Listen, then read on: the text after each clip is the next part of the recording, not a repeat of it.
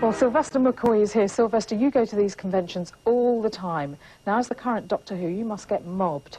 Well, yes, it is an extraordinary experience. I got the job once on a Monday. On a Thursday, they flew me to Atlanta, Georgia.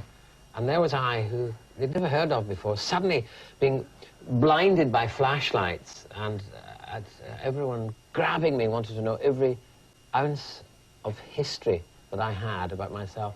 Very extraordinary experience. Is it quite frightening? Because they're terribly keen and quite obsessive, aren't they? Well, yes, but it's not frightening once you get used to it. I mean, after a while, you start to enjoy it. I mean, being a performer myself, I suddenly realise, here's a captive audience. They actually like me before I arrive. So I go out there and just kind of rabbit away and do a kind of a stand-up comedy show for them. Not as Doctor Who, but as Sylvester McCoy. Because they want to know me, because they see me on the telly, but they want to know the real guy behind it all.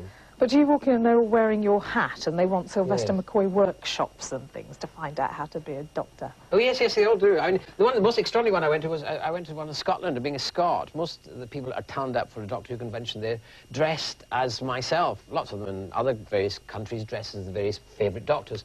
But there, all of them turned up. And I remember coming down, it was in Paisley, the art. It was the big, imposing building. I came down these stairs, dressed in civvies. I looked behind, I looked across the road. This lady was pushing a pram. She double-took, couldn't believe it, because behind me were hundreds of me. And I found that really, you know, amazing and extraordinary. Is it part of your job description to go to these conventions, or is it something you do for love?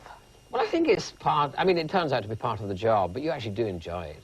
It's, I mean, to be adored, you know, for a weekend is rather nice. And is it like making a personal appearance? I mean, do you actually get paid for it, or do you just get your sarnie and the bus ticket? Oh, you get the sarnie and the bus ticket, and, you know, a bit of luxury living in the hotels they stick you up in and all that, and they fly you out there, and they're really nice to you, you know.